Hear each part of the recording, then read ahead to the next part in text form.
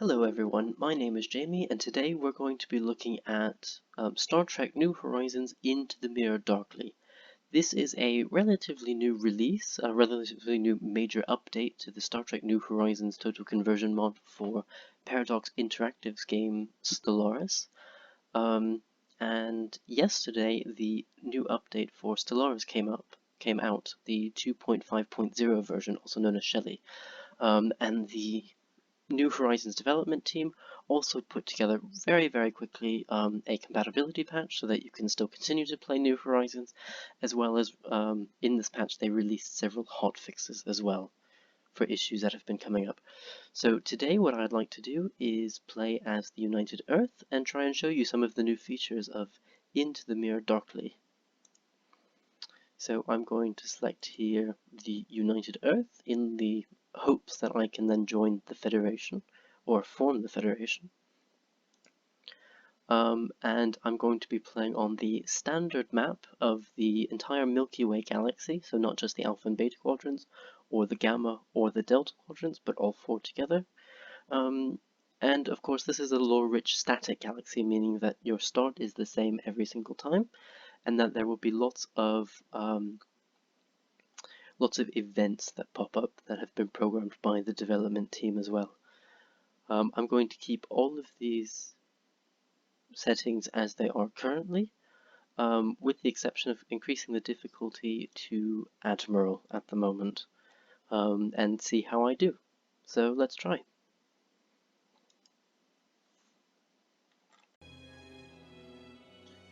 So here we are when playing as the United Earth. We start out in the Sol system, and you have two colonized planets at the moment. You have Earth, which is your Empire capital, and we have Mars, which is set currently as a fledgling colony. So one of the new features in the Into the Mirror Darkly update to Star Trek New Horizons is a lot of new planet specializations, which we will see over the course of the gameplay. One thing you may notice right at the very beginning when you start the game, so we're at 2150, the 1st of January, and we can see, for example, that we have some red notifications here. That's literally just a little kind of hiccup you have in the first few days of the game. So we can see here, for example, that we have 7 available jobs and 8 unemployed workers. Once you unpause the game, which we'll do in a couple of minutes, you will see that 7 of these unemployed workers fill these 7 open jobs.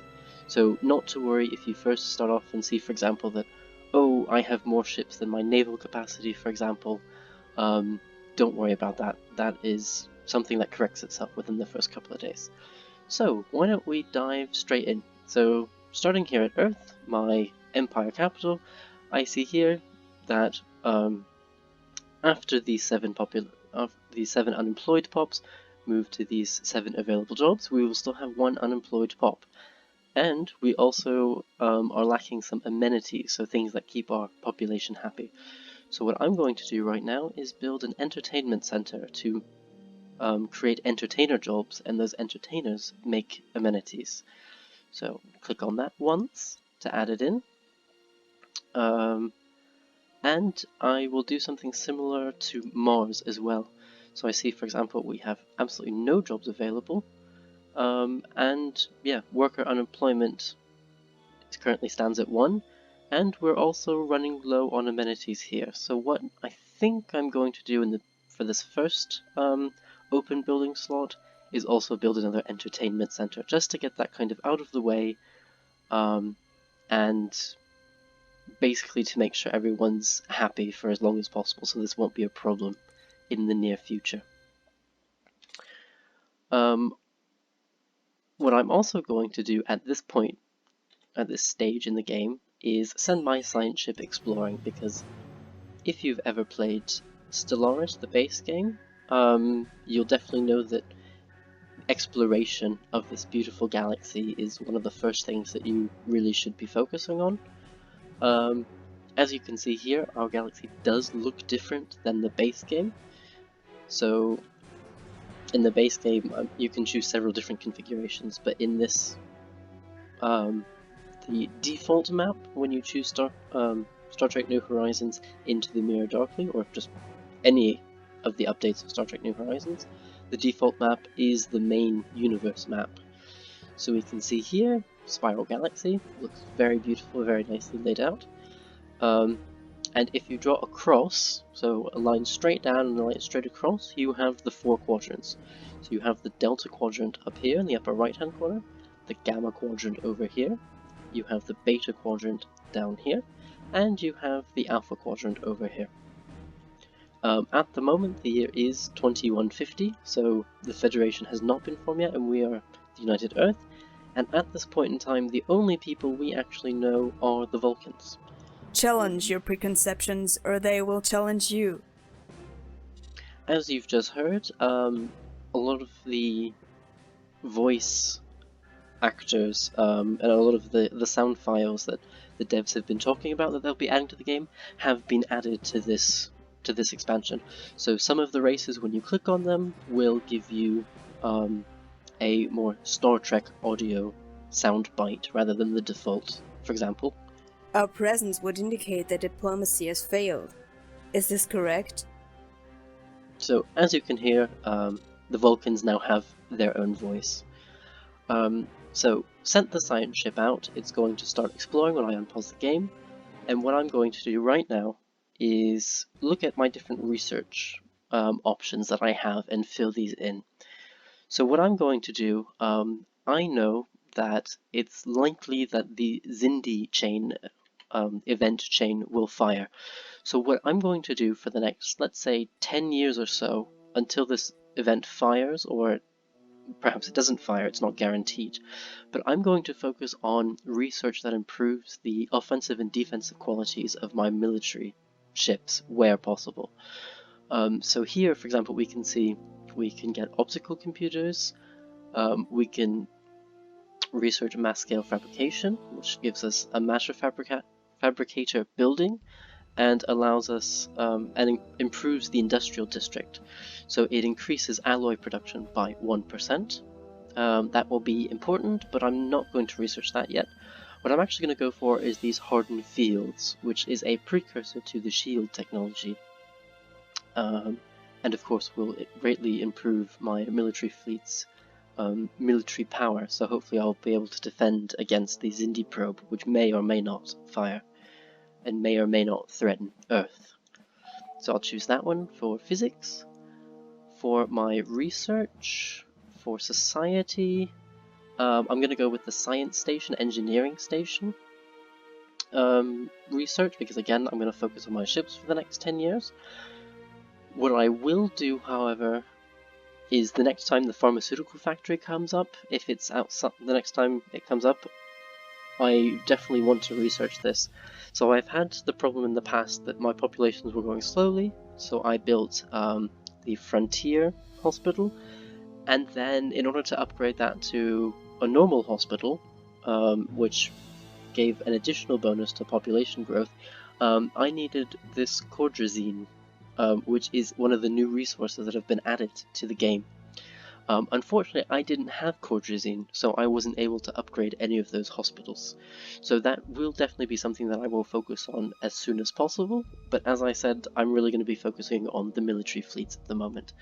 So I'm going to choose the science station and engineering station research.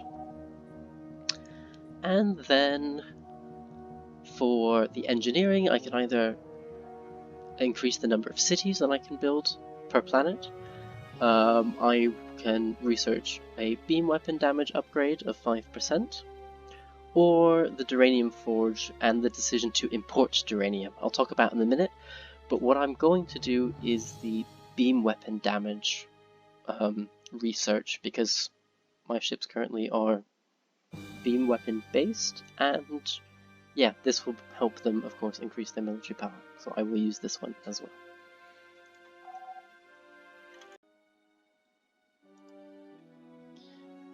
So what I'm going to do now is kind of the next step.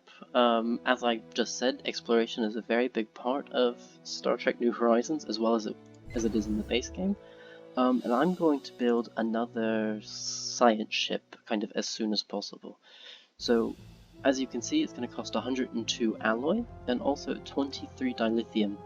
So dilithium's had a little bit of change since the previous incarnation of Star Trek New Horizons. In the past, you used to go up here to your special resources, and you had unprocessed dilithium and refined dilithium.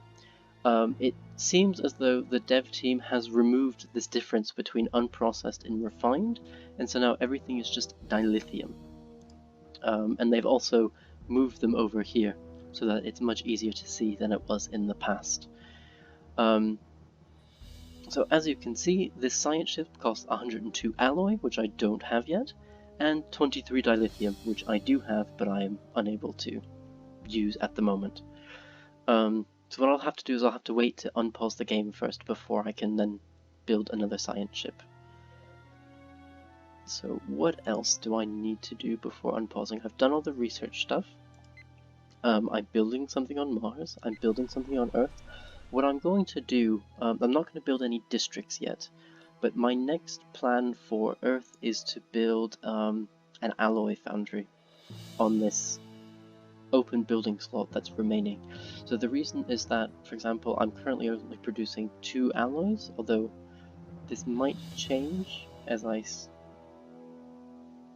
usually within the first day or so, all of the values are then actually set to their actual values of what they should be. So maybe we'll see, for example, that this +2 actually goes to +10, +7, who knows. But anyway, my plan is to build another alloy foundry because you can never have enough alloys, and we're definitely making enough minerals, assuming it stays at this +47 number per month. So I think I'm ready to unpause the game. So that's what I'm going to do. So, 3, 2, 1, go. Let's see what happens. So I've unpaused. So as you can see here already, we were currently at 28 of, I believe it was 25. So we had a naval capacity, the fleet was taking up a naval capacity of 28, but we could only support a limit of 25 units. And this has already changed to 16 and 29, so you'll see that things change. Allow me to introduce myself. I am Q. Just Q from the Q Continuum. Trust me, I'm all that. Omnipotent, omniscient, handsome. Anyhow, I've deigned your pathetic civilization to be at least somewhat worthy of my advice and guidance. The challenges ahead for you here are different enough from what you've encountered before that you'd be a fool to turn down my offer. As a token of my generosity, I'd like to offer you have a nice shiny mineral. Yeah, so as you can hear, the tutorial is still voiced by Q, as we can see here. The dev team has a voice actor that sounds approximately close to John Delancey's character. But we will notice, I'm going to leave the tutorial on, so we appreciate the offer, Q, but what you will notice is that the tutorial hasn't necessarily been updated for Into the Mirror Darkly. So there are still a few things that will pop up that don't quite follow the current version, but we'll see those as they come up. So we appreciate the offer, Q, and we get a nice shiny mineral for doing so. We can also see here that's popped up, there's a non-aggression pact invitation. So I'm going to assume, because if I zoom out here on the galaxy, you can only see that we know the Vulcan High Command. I'm going to assume that it is the Vulcan High Command that's sending me this pact invitation. Our presence would indicate that diplomacy has failed. Is this correct? And yes, it is correct, and I happen to also be correct. It is the Vulcan High Command. So I don't really want to go to war with them any, so I'm going to agree that I would like a non-aggression pact. So thank you. I have important information for you. You also see that some of the tutorial has not yet been voiced. So for example, districts have changed slightly actually more than just slightly Into the Mirror Darkly. So before, districts used to provide additional jobs for your population. Now they no longer do that. What they do is provide a bonus to the jobs that you have. So, as it says here, No longer providing jobs to your little pops, they instead provide a percentage boost dependent on planetary output based on how many districts of a certain type you have. So if you want more food, you can build more farms if you have building slots, or you can build more districts to boost the output of the farms that you already have. The first districts of a certain type will provide a slightly larger bonus than the others, so if you want to specialize your planets you can, or do a jack of all trades. So, specialization? What's that? Did you know? So you can actually, the specializations within Into the Mirror Darkly are different from the base game. And unlike the base game, you have to research these specializations. So you will sometimes go into your technology section and under society or one of the other research branches, you will suddenly find a technology that says unlock specialization and then the name of the specialization. At the moment, we don't really have any specializations. We just have our fledgling colony status and developed colony status and the our empire capital, which currently is Earth. So, as it says here, this is now available as a decision that can be taken on any planet that is habitable and isn't your capital world once you have researched the relevant technology. When you specialize your planet, the new unique districts will appear on the planet, allowing you to further boost output in your chosen specialization.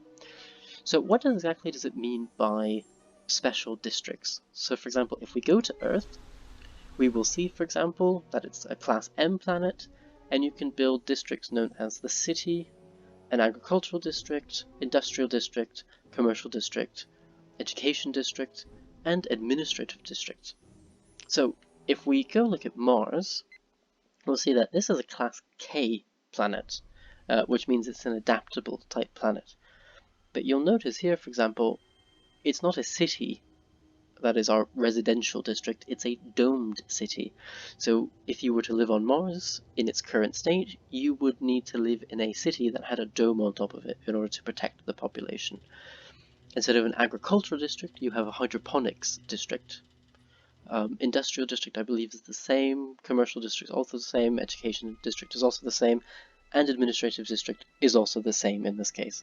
There are different specializations that then have different districts down here, generally filling these 6 archetypal districts, but we'll try and see those as we go on. So I'm going to close this, and I said that once the next month round I was going to build another science ship, so I'm going to do that now. And then unpause the game and see where life takes us. Speaking of where life takes us, we now have a research agreement, I'm assuming from the Vulcans Challenge as well. your preconceptions, or they will challenge you. Yep, and I'm quite happy to share technology and information. Also, the reason being is a little self-centered. So, the Vulcans, as you can see, they already have 2 systems that they have colonized. They have the 40 Eridani system, which is where Vulcan is located, and they also have the Pajem system, which is where the sanctuary world of Pajem is located. So if you remember from Star Trek Enterprise, they visit Pajem, and we might also be able to visit Pajem in the future. We'll have to see. But basically, what it means is they're more established than I am at the moment. So it's possible that they will be able to outstrip me with research, with technologies, just because they're already slightly more developed than I am. So we might have to spend, we will have to spend the resources claiming systems around, through building starbases, things like that, and they already have at least a 1 system head start from us. So yeah, it's quite Our possible. presence would indicate that diplomacy has failed. Is this correct? It's quite possible that their research will actually be higher than ours, and actually, as we can see, they are considered superior in their relative power, even if this currently is only in economic power. So we'll see how this changes over the next several months and years. So unpause the game again. Priority 1 message incoming. And now Our commercial presence patch. would indicate that diplomacy has failed. Is this correct? I'm going to press agree. Again, they have a stronger economy than I do, so it's hopefully we'll get some sort of effect from having this commercial pact. Construction complete. And my science ship is available, so I'm going to recruit a new leader. Something else that you will notice in Into the Mirror Darkly are the addition of scientists that were actually around at the time. So for example, we can recruit Jonathan Archer. You're probably thinking at this point, scientist? He wasn't a scientist, he was the captain of the Enterprise. Yes, that is going to be very important, hopefully in this episode, depending on how long it takes, or probably in the next one, when we start talking about flagships, which is also a big new development in the Into the Mirror Darkly update for New Horizons. So I'm going to recruit him because he already has 4 different traits and is at level 2, and yeah, is a pretty awesome all-round guy. So I'm going to recruit him and set him as the leader of the USS Mercury. And I'm going to send him in a different direction. Let's see what's around here. Yeah, I guess let's go this way and see who we'll meet. So the reason I sent this science ship kind of in this direction is to hopefully to meet the Andorians. Sending it down here is hopefully a place that I'll be able to expand. So let's unpause the game complete. and see what happens. So our construction has finished on both Earth and Mars. Incoming. So our construction finished on both Earth and Mars, and this was of the entertainment center on both planets. So I'm going to go to Earth and see if I can build the alloy foundries. Not yet, I'm still missing 173 minerals, almost 174, so I'm going to have to wait a few more months before I can build the alloy factory. So while I was saying that, we've just received a migration treaty from the Vulcans, and I would like to have Our presence would indicate that diplomacy has failed. Is this correct? I would like to have Vulcans who move to Earth if they'd like, so I'm going to press agree and unpause again and see what happens. So another big thing you'll notice in New Horizons is how fast, in the... Ah, yes, dilithium. Wonderful crystals. You can accumulate them in 2 different ways. Either build a refinery on planetary tiles that have raw dilithium, or build a mining station around a raw dilithium deposit on some forsaken asteroid. If you build a mining station, you will also need to build an orbital refinery, either on a deep space station or a habitat. Both methods will get you processed dilithium, which is the important thing really. You can even build a small refinery on your starbases for a small kick of processed dilithium. Gather more processed dilithium to unlock new levels in the dilithium industry policy. This will in turn provide additional naval capacity for your empire. System survey complete. So as you just heard, Q was talking about both processed and unprocessed dilithium. That no longer exists in Into the Mirror Darkly. You just have dilithium. So what I was going to say before I was interrupted, and something you might have noticed, is that the survey ship, the science ship, was moving faster than it has in previous editions of Star Trek New Horizons. So what the team has done is they've actually changed how fast the ships move within the system.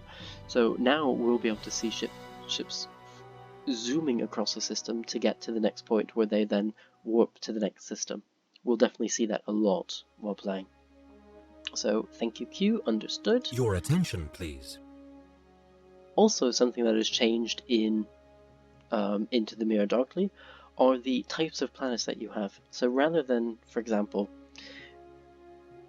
humans, we live on Earth, which is classified as a continental planet, and if we were to move, for example, and colonize a forest planet, the habitability percentage would decrease in the base Stellaris game.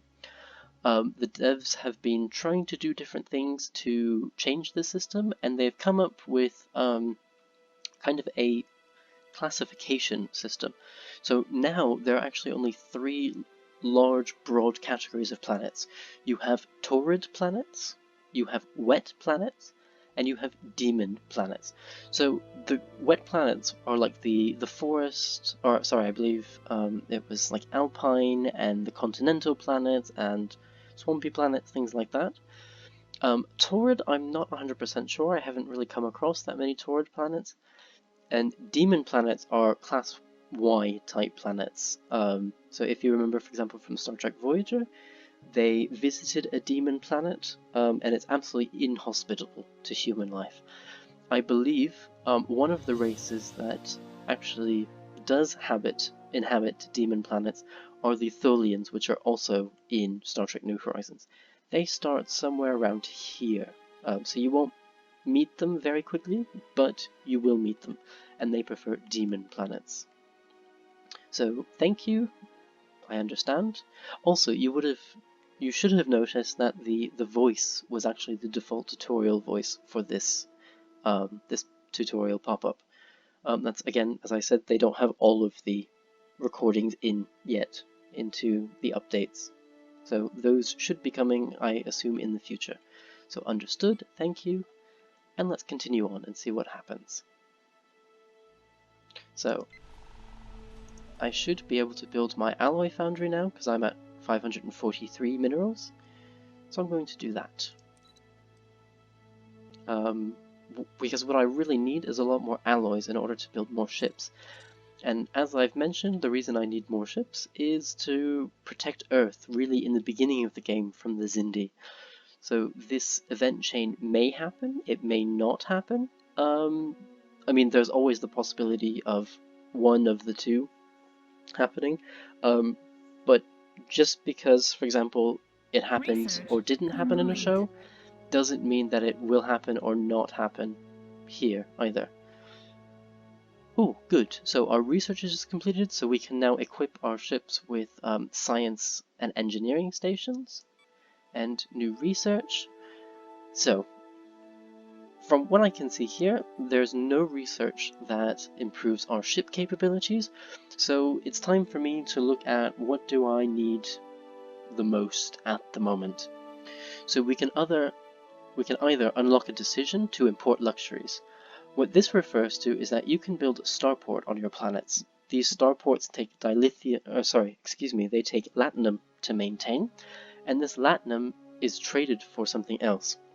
By default, the latinum is traded for energy credits. However, you can change your import decision to import, for example, luxury goods, which are called luxuries. We can unlock an economics policy, so in New Horizons it's possible to set basically how you want your economy to run. Are you going to be more military focused? Are you going to be more civilian focused? Are you going to be balanced? Each one, of course, has pros and cons, so if you set it for a civilian balance, your populations need less supplies, but military ships are more expensive. And vice versa, if you set it for military, that means that your military ships will be cheaper, but your population needs more supplies in order to survive, to stay alive and be happy. Or you can set it for balance, which I believe is the default. Or what we can do is lower our leader cost by 20% and unlock the edict's educational reforms. I think I'm going to do this one just because I want cheaper leaders, because hopefully I'll be hiring several soon. And each one at the moment is currently 200 energy credits, and I only have 600, so that's only 3 leaders at the moment. So, now comes the question, should I upgrade my ships or wait for the next technology, which should be in a year, or yeah, about a year. Yeah, I'll wait. The thing is, I don't want to constantly be upgrading them, because it does take time and it does take more alloy, and potentially can be very expensive. Whereas, if I decide, for example, so the reason I'm saying this is because I'm currently leaving my ship class designs on auto best, and if I were to upgrade them now and then upgrade them again in 12 months, it might be more expensive than just upgrading them in 12 months when they come up, or when this auto best comes up with a better and potentially cheaper design to upgrade to. And I don't think the Xindi event fires within the first year, so I think I'm alright if I wait. So I'm going to wait.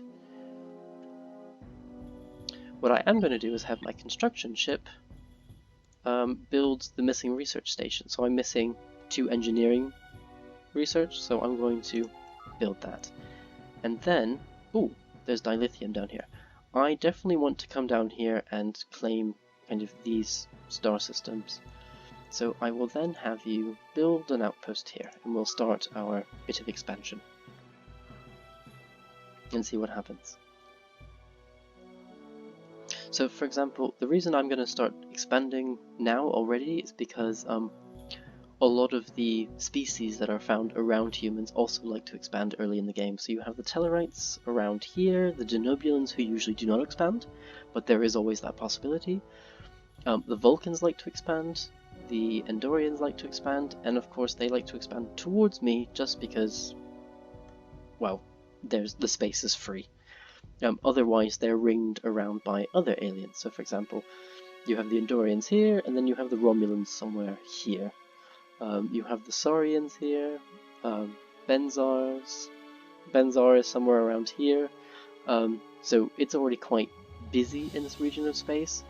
It's also busy here, it's also busy in this part over here, so again, expansion kind of into my area. So I would like to claim my slice of pie before everyone else does. So we have anomaly, an unknown source of chronoton particles has been detected in the vicinity of Alpha 5b. So what I'm going to do is let's research it, why not? My default position usually is when you come across an anomaly, research it. So it's no longer the case where you can ever fail the research anomaly, now it just takes a specific amount of time. So it can take more time or less time depending on the difficulty level. And so my default now has become, let's research it. 72 days isn't very long, so let's press research and continue. By continue I mean, of course, unpause.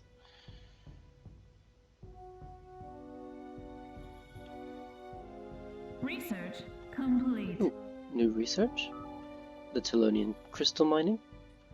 So let's do, yes. Ooh. Now we have a tough decision. We can do polarized hull plating. This will then lead to further advances in the shield path. We can do spatial torpedoes, which will lead further into the ballistic weapons path. Or we can do the dilithium manufacturing. I'm going to hold off on the dilithium, even though, for example, we did find dilithium right down here. The thing is, I already have 20 per month, and I don't think I'm going to need tons of dilithium very soon. Currently, ships that to build the ships that I can build, that doesn't require much dilithium, so I'm not going to research this just yet, although I think I will as soon as we're out of the woods on the Xindi threat, or the potential Xindi threat. So now's the question, do I want hull plating or spatial torpedoes? I think I'm going to go with spatial torpedoes, just because we're doing hardened fields here. And rather getting too far along one path without at the detriment of other paths, I'm going to try and be a little bit balanced. So let's get spatial torpedoes and unpause again. And I'm going to stay in the screen because Research complete. Exactly that reason.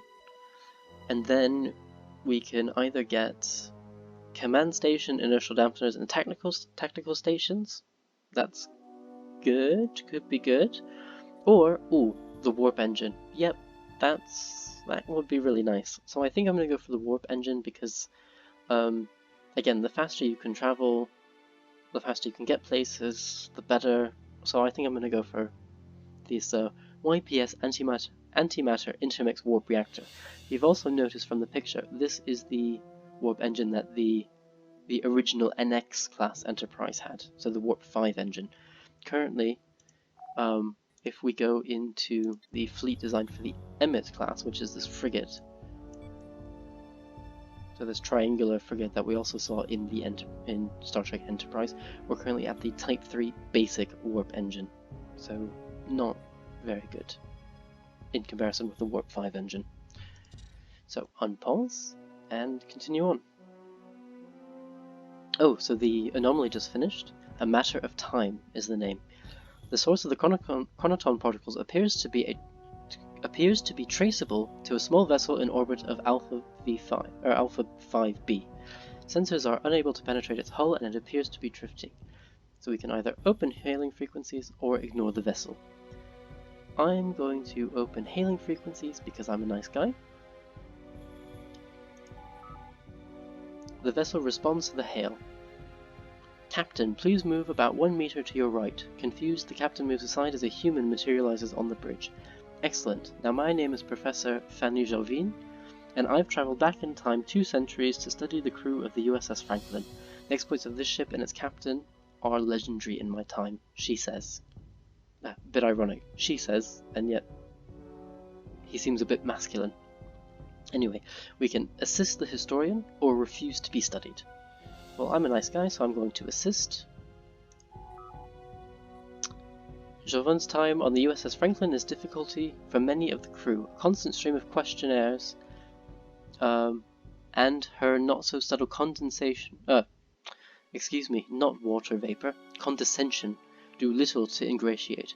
After a while, several members of the crew have noticed a number of items going missing, typically in parts of the ship that Fanny Jovin has been visiting. We can either inquire politely or confront the professor. I think I'm going to inquire politely. Again, I'm a nice guy. Panicking, Fanny Jovin activates an emergency transport to her shuttle. Unable to prevent the beam out, the captain orders a grappler placed on the shuttle. The shuttle disappears in a burst of chronoton particles, so the professor was a thief. So, what we just saw actually was one of the scripted events in Star Trek New Horizons. This one has been in it for a while, but if you remember, so this scripted event was based on a episode from Star Trek The Next Generation, where this professor kind of appears in the ship, and spoiler alert, in the end, rather than being a time traveler from the future, it seems that actually he was a researcher from the past who was being studied by people from the future and got in the ship and used it. So he was also a fraud.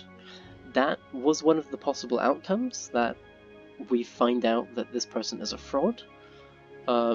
But it's also possible that this person actually could have helped us, so we could have gained some research points from talking about history with this person, and just because you've seen something on the show doesn't mean that that's the way it's actually going to happen here, and that was a great case in point. So rather than taking a few things and then being discovered and then being held in the 24th century, that person was actually able to escape and to steal our stuff. So let's see what happens next. Complete. So we've finished this system survey, so I think dilithium is a very good... Priority 1 message. Incoming. Dilithium is a very important resource, especially the farther you get throughout the game, so I definitely want this system. So I think after we build the starbase and then the research station here, I'm going to go to Groombridge 34 and claim that as quickly as possible. So I've just received a defensive pact from the Vulcans. And actually, I think, based on the time so far, this is where I'm going to put a cut in the video. I hope you liked it so far. If you're interested, of course, please watch the next episode, which should be out shortly. If you have any questions, please feel free to comment on this video below. And yeah, I look forward to seeing you again. Ta-ta for now. Thank you so much for watching another episode of Jamie Plays Games. If you're interested in seeing more videos in this series on Star Trek New Horizons Update Into the Mirror Darkly, the playlist is on your screen now. If you want to keep up with me as I play this and other games, don't hesitate to press the subscribe button. Thanks again, and see you soon.